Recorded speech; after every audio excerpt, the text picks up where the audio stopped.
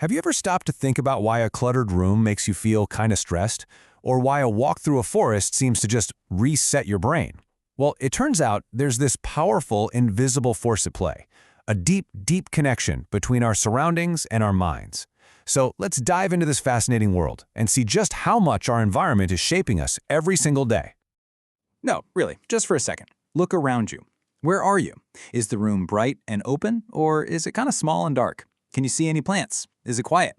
Every single one of those details is sending a constant stream of signals to your brain, influencing how you feel, what you think, and even how well you can focus. And this isn't just a vibe, it's actual science. And there's a name for that science: environmental psychology. It's the field that studies this non-stop, two-way street between us and our world. We're talking everything from how the design of a city impacts your stress levels to why a simple view of a park can be so healing. So let's start on the side of this that we all kind of know intuitively: the incredible power of nature. So, what is actually happening inside our heads when we step outside? Let's get into the science behind why the natural world has such a profound effect on our well-being. You know that feeling, right? That sense of calm that washes over you when you're by the ocean or walking through the woods. It's something people have felt for, well, forever. We've always known it's good for us, but environmental psychology finally gives us the tools to understand why it works so well. And one of the biggest theories behind it is a really elegant idea. It's called attention restoration theory, or ART.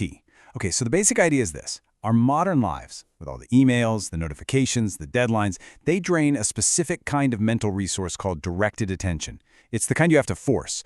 But nature recharges it. It engages our minds effortlessly with things like rustling leaves or birdsong. You don't have to try to pay attention, it just happens. And the theory says that for this magic to happen, you need 4 key ingredients. First up is being away. You gotta feel like you've escaped your daily routine. Then there's extent, the sense that you're in a rich, coherent world you can get lost in. The third piece is fascination, where the environment just pulls you in without any effort. And finally, compatibility. The place just works for what you want to do, whether that's exploring or just sitting still. Get all 4, and that's when you feel truly restored. Look, this is not a niche belief. The evidence is just overwhelming. In a big study out of the Netherlands, a staggering 96% of people agreed that visiting nature gives them a healthy feeling. I mean, 96%. That's about as close to universal as you can get. The science is just confirming what we've all felt. Okay, but that's only half the story, right? For every action, there's an equal and opposite reaction.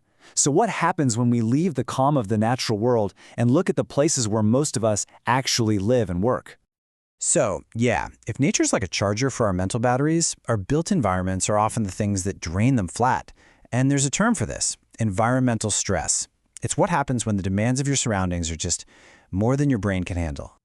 And the sources of this stress are literally all around us in a city. It's not one big thing. It's the constant, unpredictable noise from traffic that you have zero control over.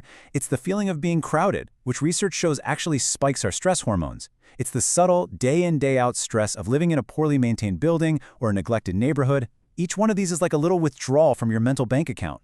So when you put it side by side like this, the contrast is just, wow, it's night and day.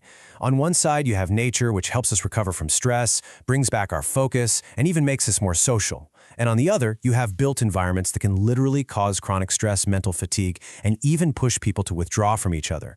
It's a powerful reminder that the design of our world matters deeply. Okay, so if we know our environment is this important for our own well-being, that leads to a really big, kind of awkward question. Why is it so hard for us to protect it?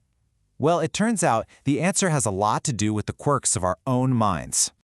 I mean, this is the great paradox, isn't it? We understand what's at stake, but our brains are full of these little glitches, these mental shortcuts that make it incredibly difficult to deal with huge, slow-moving problems. Let's break down 3 of the biggest mental barriers. So, barrier number 1 is psychological distance. Our brains are hardwired to deal with immediate threats, the line in the grass right in front of us. A problem like climate change just feels abstract. We see it as something happening in the future, to other people, in places far away. That distance makes the threat feel way less urgent than it actually is. And then you've got this one, the optimism bias. We're all a little guilty of this, right? It's that classic "it won't happen to me" feeling. Even when we agree a problem is real, our brains have this funny little habit of assuming the worst consequences will happen to somebody else. not us. It's a nice little defense mechanism, but it's a huge barrier to taking action. And this last one, oh, this one is fascinating. It's called solution aversion, and it happens when our brain works completely backwards.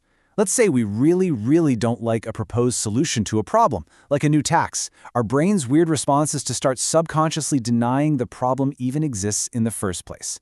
It's like saying, I hate that medicine, so I must not be sick. It's incredibly powerful. So here's the bottom line. We're trying to solve 21st century global problems using brains that are basically running on Stone Age software. Our minds are perfectly tuned for clear and present danger, not abstract long-term threats. But here's the good news. Psychology doesn't just point out the problem, it also shows us a path forward. All right, so let's flip this around. Let's talk about solutions. Now that we understand these quirks in our own thinking, how can we use that knowledge to design a better, greener world? See, the really cool insight here is that we can stop fighting against our own brains and start working with them.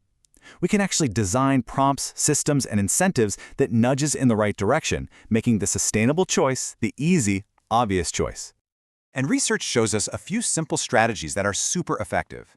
Things like prompting, which is as simple as putting a sign that says, please recycle right over the bin.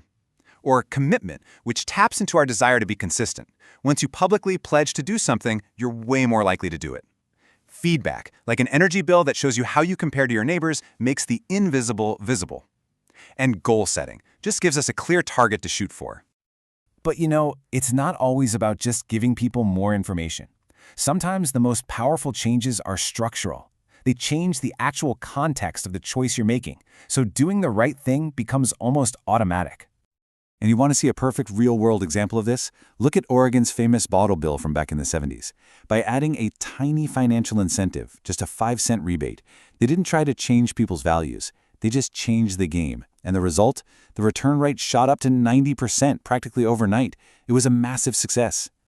And that really brings us to the most important point of all this. We tend to think about being green as a matter of personal willpower or being a good person. But environmental psychology shows us it's just as much, if not more, a matter of good design. The systems and spaces we live in can make it easy to do the right thing, or they can make it nearly impossible. So we end with this really powerful thought. Every single day, your environment is shaping you, your mood, your choices, your health. The real question is, how will you start to consciously shape it back in your home, in your community, and in the wider world? Thanks so much for joining me for this explainer.